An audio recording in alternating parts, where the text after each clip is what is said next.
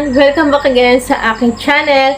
And eto na naman tayo guys. Ayan, magandang gabi sa inyong lahat.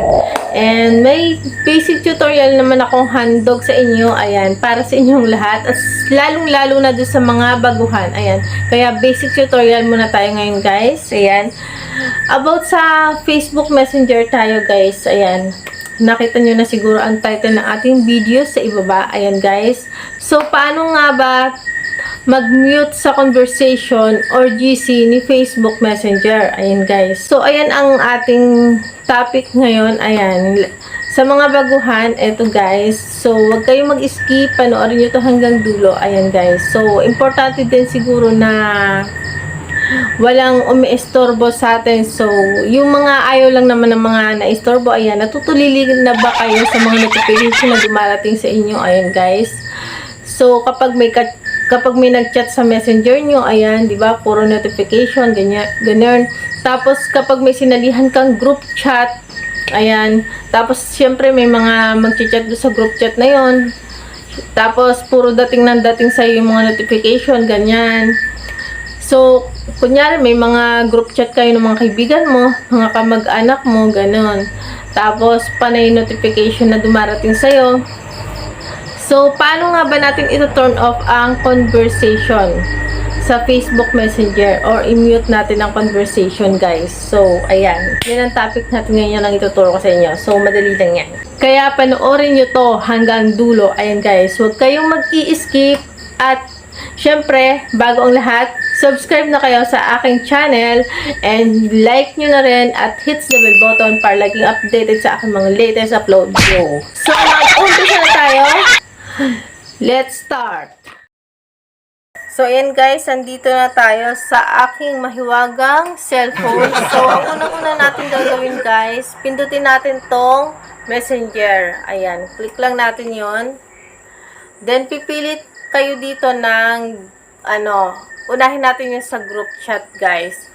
Sa group, same lang naman sila guys, same process lang. Kapag ganyan, kapag may nag-chat sa inyo na wala namang kayong group, kunyari, nag-chat sa inyo si mister nyo, kung may asawa kayo, si jowa nyo, kung nag-chat, di ba?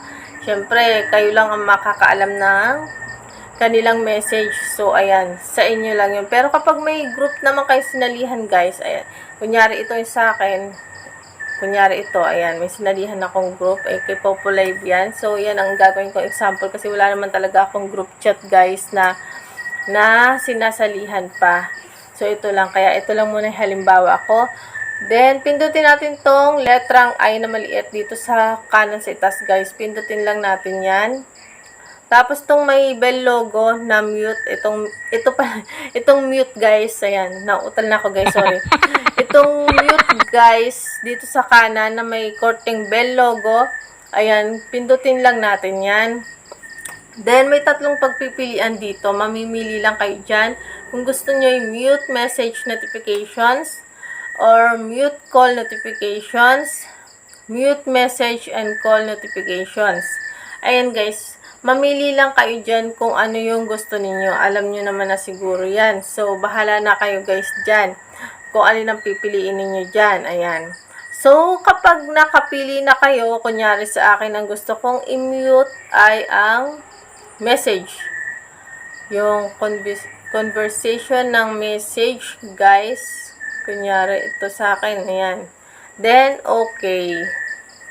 Then, dito guys, syempre, ang piliin natin dito, until I change it. So, ito, sa pinaka-last. Then, okay. So, ganun lang kasimple guys. Kapag may nag-chat sa inyo, kahit sa hindi grupo nyo na sinalihan, kahit hindi nanggaling doon sa group chat nyo, at may nag-chat sa inyo, kapatid nyo man yan, or kung sino man, same process lang guys ang gagawin nyo, kagaya dito sa in-example ko na group chat.